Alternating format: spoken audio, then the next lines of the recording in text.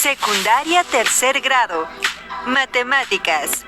Resolución de problemas integradores. Manejo de la información 1.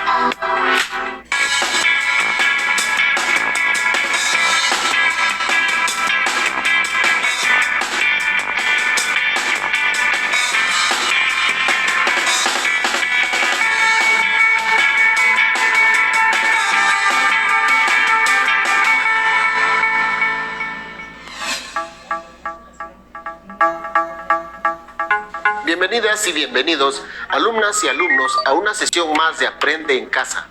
Soy el profesor Luis Miguel Villarreal Matías y es un gusto compartir con ustedes otro tema de la asignatura de Matemáticas para tercer grado de secundaria. En esta ocasión, me es grato darle la bienvenida a la maestra Irma Morales Quintanar, que nos acompañará en esta sesión y nos aportará algunas recomendaciones importantes. Gracias, maestro Luis Miguel. Es un gusto estar aquí con los alumnas y alumnos. En esta ocasión se sigue trabajando con el objetivo de desarrollar habilidades que les permitan plantear y resolver problemas usando las herramientas matemáticas, tomar decisiones y enfrentar situaciones no rutinarias. El propósito de la sesión es consolidar la resolución de problemas sobre el manejo de la información. Los materiales que se necesitan para la sesión son cuaderno de apuntes, lápiz y goma.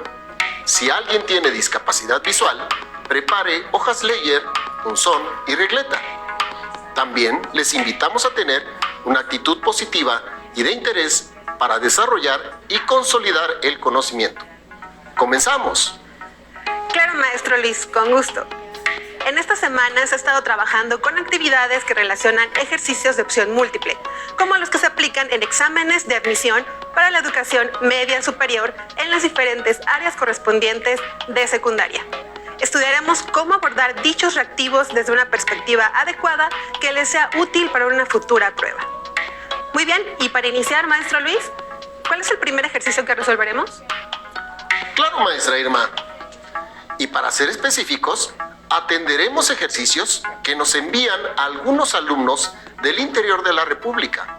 En este caso, tenemos un ejercicio que envía Heisy de la ciudad de Zapopan, en Jalisco. Con la siguiente información, contesten las preguntas de la 1 a la 3. En la escuela secundaria se hizo una encuesta sobre las estaturas de los alumnos de segundo grado y se registraron en la siguiente tabla. Pregunta 1. ¿Cuáles de las siguientes gráficas es la correcta para representar los datos obtenidos? Inciso A, inciso B, inciso C o inciso D. Maestra Irma, ¿nos puedes ayudar a analizar y responder la pregunta? Claro, maestro Luis. Observando los datos que se proporcionan, sabremos cuál es la representación gráfica más adecuada a ellos. Lo que se va a representar en la gráfica es un conjunto de datos numéricos específicos de una muestra. Las opciones más adecuadas que representan estos datos son una gráfica de barras o un histograma. Estas gráficas se parecen mucho, ya que en ambos casos se representan con barras o rectángulos horizontales o verticales. Cada uno se utiliza en casos muy específicos. Para distinguir con mayor facilidad, una de sus diferencias visuales es que las barras de los histogramas están una junto a la otra y en la gráfica de barras están separadas. Para poder representar estos datos gráficamente, primero debemos contabilizarlos y ordenarlos de acuerdo con las estaturas y sus frecuencias. En la tabla que se muestra, vemos cómo las alturas y sus frecuencias ya están registradas y según esta tabla, los datos obtenidos cumplen con las características para usar una gráfica de barras o un histograma. Para esto último, necesitamos tener los datos agrupados por intervalos de clase. Y en las opciones no hay histogramas. Entonces, la respuesta a la primera pregunta es que la forma de representar los datos de la encuesta es una gráfica de barras, que es la opción D. Y en esta opción, las barras se encuentran de forma horizontal. Y esta, maestro Luis, es la respuesta a la primera pregunta. Muy bien, maestra. Y para no perder continuidad, veamos qué nos dice la segunda pregunta, que se desprende del mismo planteamiento que nos hace Heisy. Pregunta 2. Según los datos obtenidos en la encuesta, ¿cuál es la moda de estos datos encuestados?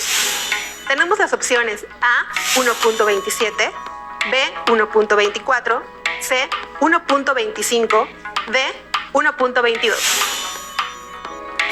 La moda de un grupo de datos es el que se presenta con mayor frecuencia o que se repite más. Si vemos los datos en la tabla original o en la tabla de datos ordenados, podemos verificar que hay más de un dato que se repite más de una vez. Así los datos 1.22, 1.24 y 1.26 tienen la misma frecuencia de 3 cada uno, pero no son los que más se repiten, y el dato que se repite con más frecuencia es 1.25, que se repite 4 veces. Por lo tanto, la respuesta correcta es la opción C. Para terminar de analizar este ejercicio que nos mandó la alumna de Zapopan en Jalisco, vamos a la tercera pregunta. Tercera pregunta. ¿Cuál es la media aritmética de los datos obtenidos en la encuesta? Para esta pregunta tenemos las opciones: A, 1.24, B, 1.20, C, 1.22 y D, 1.25.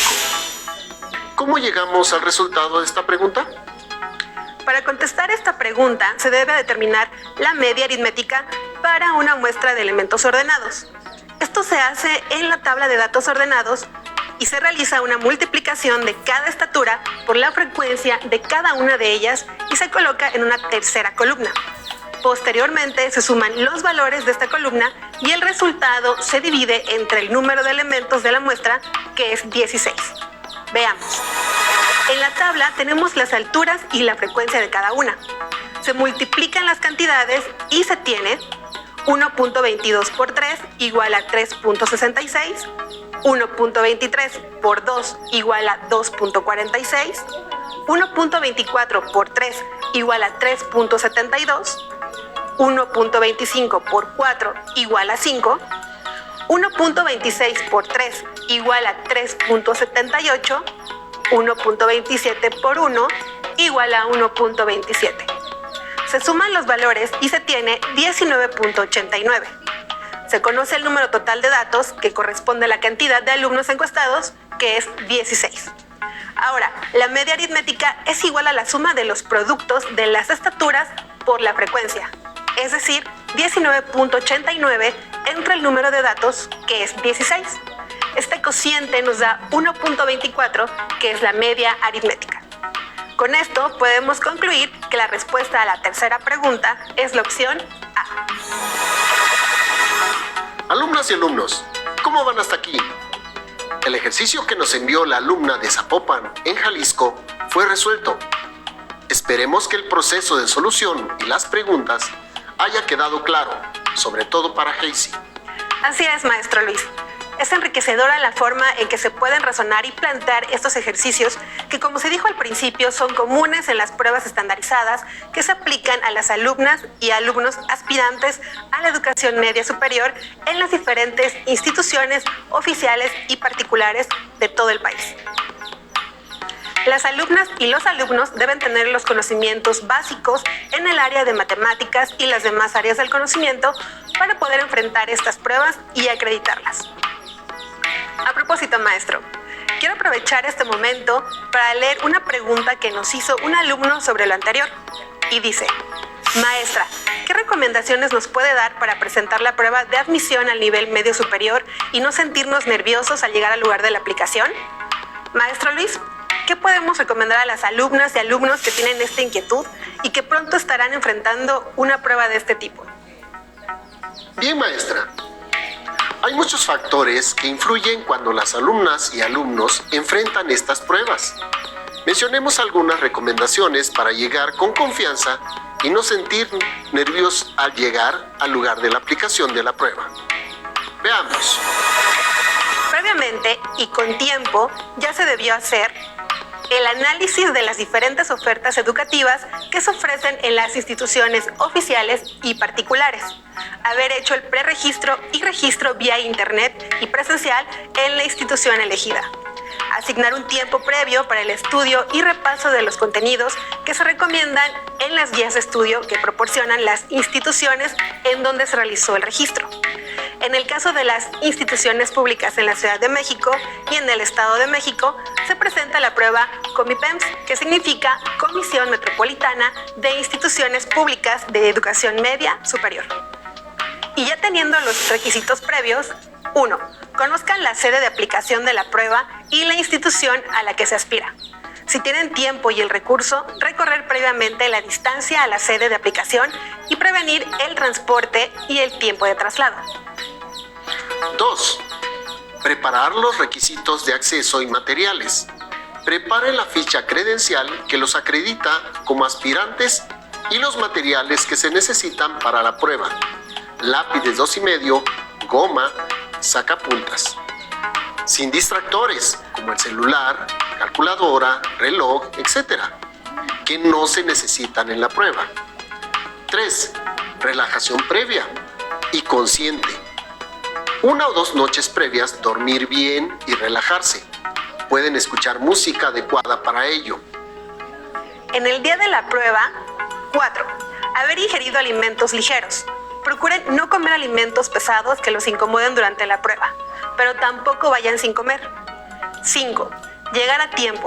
El tiempo para realizar la prueba es limitado. Al llegar tarde, pierden tiempo para contestarla. Durante la prueba, 6. Enfóquense en contestar la prueba. No se distraigan. El tiempo para la realización de la misma es limitado. Hay que aprovechar ese tiempo enfocándose en la prueba. Ocupen todo el tiempo que les den. Si les queda tiempo, verifiquen las respuestas. 7. Contesten el 100% de la prueba. No dejen óvalos o alvéolos sin rellenar o en blanco en las hojas de respuestas, ya que la hoja electrónica en pruebas masivas o de alta demanda es calificada por lectores ópticos de alta precisión, que al detectar espacios o alvéolos en blanco, detienen el conteo y revisión, y lo que se contestó hasta ahí es el resultado de la prueba. Aunque no se tenga la certeza de la solución de un reactivo, contéstenla de forma intuitiva o discriminando soluciones de manera razonada, ya que no hay preguntas capciosas ni trucos. Si hay una pregunta que no puedan contestar en ese momento, pasen a la siguiente y después regresen a ella. Verifiquen siempre que estén contestando la pregunta correcta. Estas recomendaciones y algunas otras que ya han recibido serán de utilidad para enfrentar una prueba de este tipo. Muy bien, alumnas y alumnos, continuando con la sesión, veamos el siguiente ejercicio. Maestro Luis, ¿puede decir de qué se trata? Claro, maestra Irma. Veamos un ejercicio que nos manda Diego de la comunidad de Huamantla en Tlaxcala. Nos dice que en la librería El Diván de la Lectura, donde trabajo, me encargaron que calculara los porcentajes de venta de los libros en los primeros 6 meses del año. De esos datos que debía obtener, mi jefe me preguntó, ¿en qué meses se tuvo el porcentaje de ventas de 33.9%? Opciones: A, enero-febrero; B, enero-abril; C, febrero-marzo; D, febrero-abril. Lo primero que debemos hacer es calcular la cantidad de libros que se vendieron en total.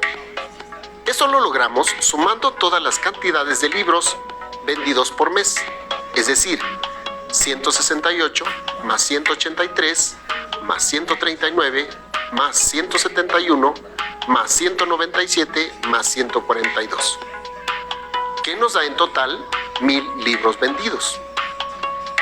¿Cómo calculamos el porcentaje de libros vendidos por mes durante el periodo registrado, maestra Irma?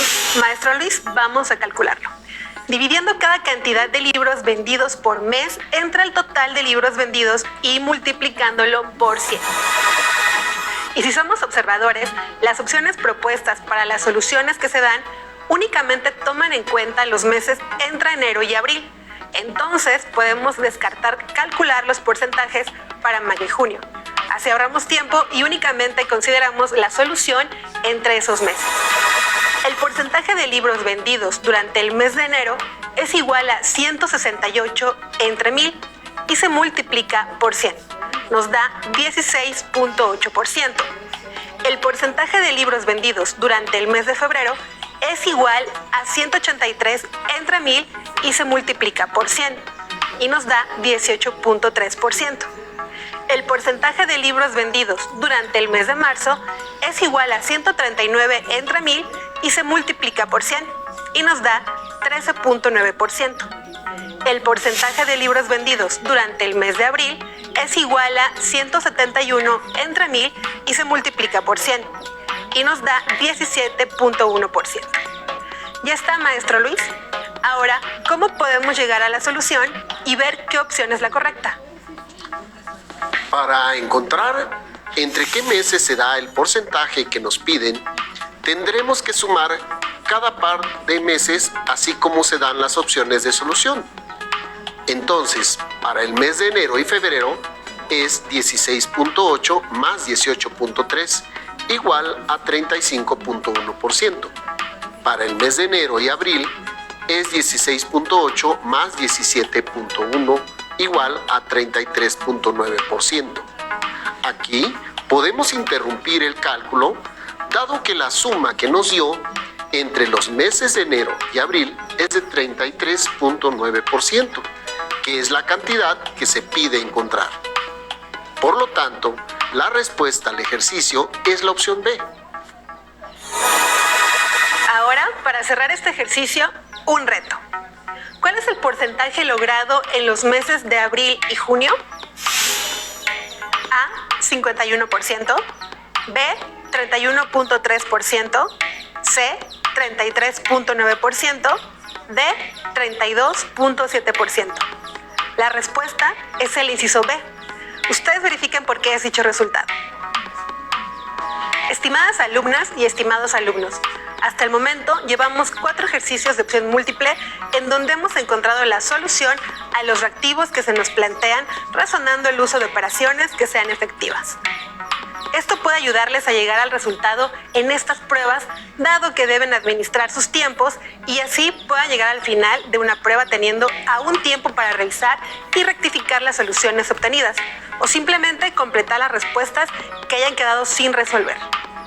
Como primer reto, les invitamos a resolver ejercicios que tengan estas características, que los pueden encontrar en los diferentes libros de texto en la página conaliteg.cep.gov.mx o en las diferentes guías de preparación de las instituciones oficiales. Un profesor recopiló los siguientes datos respecto a una votación para elegir al jefe de grupo que él asesora. Ricardo, 8 votos. Rodrigo, 7 votos. Juan, 6 votos. Carolina, 13 votos. Y Alan, 10 votos. Estos datos los registró en una tabla de frecuencias. ¿Cuál es la suma de las frecuencias relativas de Rodrigo, Carolina y Alan? Opciones. Inciso A, 0.637. Inciso B, 0.659. Inciso C, 0.522. E inciso D, 0.682. Maestra Irma, ¿cómo se encuentra la solución a esta pregunta sobre frecuencias relativas? En este reactivo nos piden que determinemos cuáles son las frecuencias relativas de 3 alumnos: Rodrigo, Carolina y Alan. Para lograr esto, primero se debe sumar el total de votos que se obtuvieron en el estudio. Después, se hace una división de los votos obtenidos por cada alumno entre el total de votos obtenidos. El valor calculado es la frecuencia relativa y se representa como un número decimal menor que 1. Así que vamos a calcularlo.